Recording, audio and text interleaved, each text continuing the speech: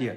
Kita dalam keadaan sembahyang kat rumah mentang-mentang lah tak pergi masjid surau. Sembahyang pun pakai singlet, pakai kain pelekat, tak ada baju. Macam mudah-mudah kita dengan Tuhan. Kita nak timbulkan rasa seronok beribadah ni, kena ada surrounding kita ni, environment kita ni, bi'ah kita ni, persekitaran kita kena ada suasana untuk beribadah.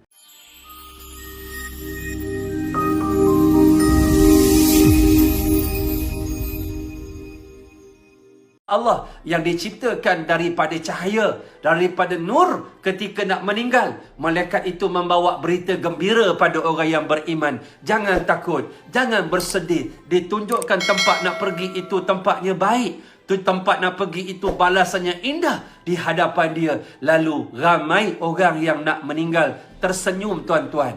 Tersenyum lebar tuan-tuan. Gembira tuan-tuan. Dapat menghembuskan nafas tanpa ada nazak yang panjang, tanpa sakrat yang lama, dalam keadaan tersenyum, dalam keadaan mudah saja dia pergi, dalam boleh mengucap asyhadu alla ilaha illallah wa asyhadu anna muhammadar rasulullah. Dalam keadaan orang ini dipermudahkan, antaranya malaikat datang tuan-tuan membantu dia. Allahu akbar. Ini yang disebutkan dalam hadis juga, bagaimana ketika nak meninggal, dalam keadaan Nabi kata, man ahabba liqa Allah ahabballahu liqa'ahu wa man kariha liqa Allah karihallahu liqa'ahu. Barang siapa dia suka nak jumpa Allah, Allah suka nak jumpa dia. Siapa benci nak jumpa Allah, Allah juga benci nak jumpa dia. Maksud hadis ini, kata Rasulullah, orang yang nak baik mati, ketika nak meninggal, datang malaikat dengan muka yang baik, dia semakin seronok nak mati cepat, tak sabar bertemu Allah. Kalau yang meninggal orang jahat, malaikat datang dengan muka yang mengerikan. Dalam kitab di sebalik tabir kematian, disebutkan oleh Imam Al-Ghazali rahimahullah, dengan muka yang menakutkan, hitam legam. Bulu-bulu roma malaikat itu ialah api-api neraka Allah subhanahu wa ta'ala. Membawa penukul untuk dipukulnya orang jahat itu. Dalam keadaan dipukulnya dalam keadaan yang cukup luar biasa dan sangat sakit, yang tak dapat dipikir oleh akal kewarasan manusia yang hidup. Bagaimana mereka boleh mengucap dalam keadaan rupa yang tidak cantik, muka yang hodoh, bahkan mengerikan. Lalu menjadi takut dia untuk mati, benci dia untuk bertemu dengan Allah subhanahu wa ta'ala. Ini yang kita sebut peranan-peranan ini hasil daripada apa? Daripada tauhid yang ditanamkan ketika hidupnya di dunia. Inilah ciri orang yang bertakwa. Alladzina yu'minuna bil ghaib. Ini ciri yang pertama. Orang yang beriman pada perkara-perkara yang ghaib, barulah wa yuqimunas salata, baru dia dirikan solat yang nampak, akibat daripada pancangan akidah yang baik, sehingga dia boleh mempamerkan solat yang baik, puasa yang baik, zakat yang baik, sedekah yang baik, haji yang baik, umrah yang baik, amalan-amalan lain yang baik. Akibat dari pancangan dia yang kuat, dia merasa dirinya dipantau oleh Allah subhanallah. Macam kita tuan-tuan, bila rasa kita dipantau oleh kita punya majikan, macam mana cara kerja kita?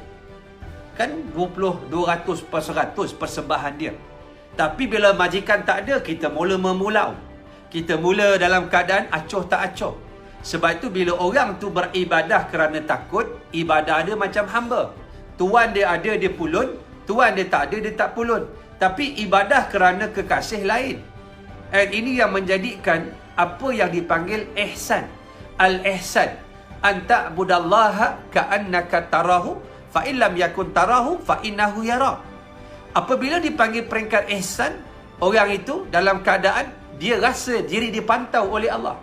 Kamu mengabdi diri kepada Allah seolah-olah kamu nampak Allah. Jawapan dia tak nampak sampai hari kiamat. Tetapi cuba rasakan kamu dipantau oleh Allah. Lalu yang memantau ini ialah kekasih dia. Lalu dia pulun sungguh. Dalam keadaan dia pulun, kekasih dia ada, kekasih dia tak ada, dia pulun. Kerana apa? Innal muhibba lima yuhibbu muti'.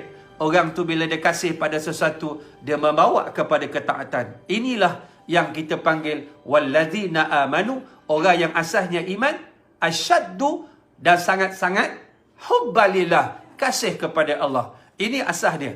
Tu yang kadang-kadang bila mana kita faham bahawa diri kita duduk di bawah muraqabah, di bawah observation. You are under observation. Kita dipandu oleh Allah Subhanahu Wa Taala, dipantau, lalu kita rasa Allahu Akbar. Bahawa persembahan kita itu yang dipanggil ihsan, ini yang kita panggil perfection, kekesempurnaan.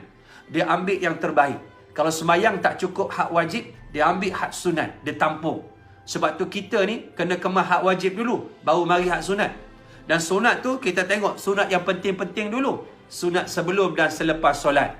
Lepas tu kita masuk lagi sunat yang dekat-dekat tu lagi. Kalau siangnya kita ambil duha. Malam pula kita ambil apa lagi? Witir. Dan witir ni kita boleh buat dalam bulan Ramadan sebab apa? Sebab adanya tarawih. Sebab itu bila mari tarawih, dia tutup dengan witir. Sebab dia mengajar kita, witir itu penting. Bahkan dalam mazhab Hanafi, witir itu wajib, tuan-tuan. Wajib. And wajib dalam mazhab Hanafi. Nak sebutnya penting. Dah habis yang penting-penting ni, dia naik lagi sunat yang lain. Dia bangun malam pula. Ada taubatnya, ada tahajudnya, ada hajatnya. Dalam keadaan inilah sifat orang yang dia nak dirinya dipantau oleh Allah. Dia nak Allah tengok dia. Dia tengok kekasih tengok dia. Macam mana penampilan dia. Kita dalam keadaan sembahyang kat rumah mentang-mentang lah tak pergi masjid surau. Sembahyang pun pakai singlet, pakai kain pelekat, tak ada baju.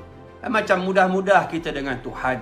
Kita nak timbulkan rasa seronok beribadah ni, kena ada surrounding kita ni, environment kita ni, bi'ah kita ni, persekitaran kita kena ada suasana untuk beribadah. Batang tubuh kita ni kena ada kupiah, walaupun dia sunat. Dalam keadaan dah mandi, comel-comel, pakai baju pun comel-comel. Mari hari Jumaat, baju pula kita iron macam nak pergi masjid. Semangat nak beribadah itu semakin seronok. Pakai minyak wangi pula. Minyak wangi pun sedap-sedap bau dia. Allahu Akbar. Jadi kita ni membina ini akibat daripada kita rasa diri dipantau oleh Allah. Yang kedua sahabat. Kedua, melaksanakan ibadah wajib dan segala bentuk ketaatan. Dalam keadaan untuk mencapai taqwa, kita kena melaksanakan ibadah yang wajib. Disebut dalam ayat ini, wa yuqimu nas-salat wa yuqimu nas-salat wa mimma razaqnahum yunfikun. Dikaitkan dengan solat. Kenapa? As-salatu imaduddin. Solat itu tiang agama. Faman aqamaha faqad aqamadin. Wa man tarakaha faqad hadamadin. Kata Rasulullah bahawa solat itu tiang agama. Barang siapa dirikan solat, dia tegakkan agama. Barang siapa yang tinggalkan solat, dia runtuhkan agama.